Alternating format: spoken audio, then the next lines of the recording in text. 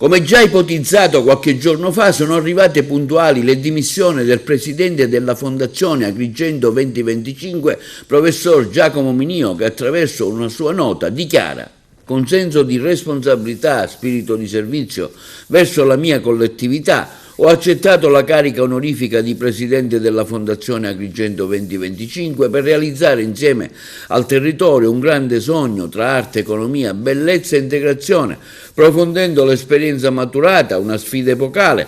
Ho lavorato con impegno e lucidità, dando autorevolezza e credibilità a un ente appena costituito. Sono soddisfatto, continua Minio, del lavoro svolto, seppur tra non poche difficoltà, per avere messo una fondazione nelle condizioni di essere pienamente operativa, con una sua dotazione economica, una gestione particolarmente attenta al rispetto della finanza pubblica.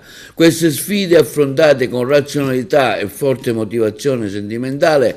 Oggi lascio la fondazione, dichiara Minio anzitempo, su richiesta del sindaco dottor Miccichè, per favorire un avvicendamento squisitamente politico. È superfluo sottolineare come tutte le critiche in questi giorni sui mass media nulla hanno a che fare con le attività proprie della Fondazione Agrigento 2025, la quale ai sensi dello statuto vigente deve esclusivamente occuparsi della realizzazione di attività culturali. Esulano infatti dagli scopi della Fondazione le manutenzioni del territorio, dei siti, la sua infrastrutturazione a livello locale come la cartellonistica, le reti stradali. Le attività della Fondazione, specifica l'ex presidente Minio, partono ufficialmente dal 18 gennaio di quest'anno, data dell'inaugurazione di Agrigento Capitale della Cultura, avvenuta presso il Teatro Pirandello alla presenza del Capo dello Stato Mattarella, e i cui progetti artistici saranno realizzati e spesati nel corso del 2025. Auspico, continua il professore Minio, che la visione per questo territorio, le possibilità di connessione innovative, reti relazionali, capacità di vedere oltre la valorizzazione dei giovani, dei talenti e delle intelligenze, non vada vanificata, ma resti nel territorio, perché si possono innervare programmi destinati a durare negli anni.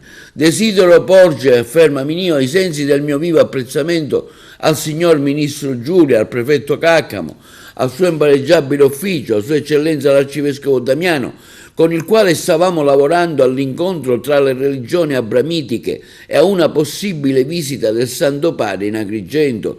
Un ringraziamento lo rivolgo al comandante dei Carabinieri De Tulli, al comandante della Guardia di Finanza Moro, per gli stimoli e il supporto umano ricevuto. Ringrazio, conclude Minio, i responsabili dei vari enti e i miei concittadini che hanno creduto in questo sogno, per la stima, l'incoraggiamento e la piena fiducia manifestatomi in questi mesi di intensa attività volto a traguardare le direttrici di un nuovo scenario sociale.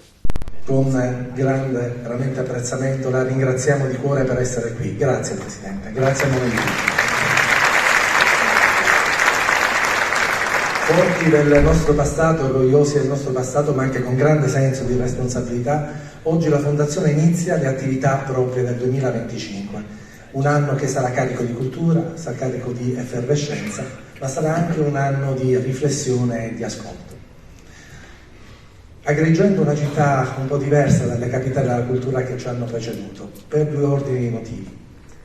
Il primo, che è una città che ha una stratificazione culturale rarissima, di civiltà che hanno plasmato questa città e questa provincia.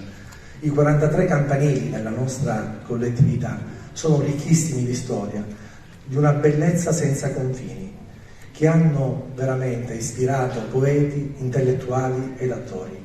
Noi tutti non possiamo lasciare perdere questa grande occasione oggi, e quindi lavoreremo con grande forza per far sì di poter così avere delle nuove connessioni fra di noi, delle nuove reti relazionali, guardare con fiducia al futuro e immaginare veramente una grande capacità anche di progettazione comune.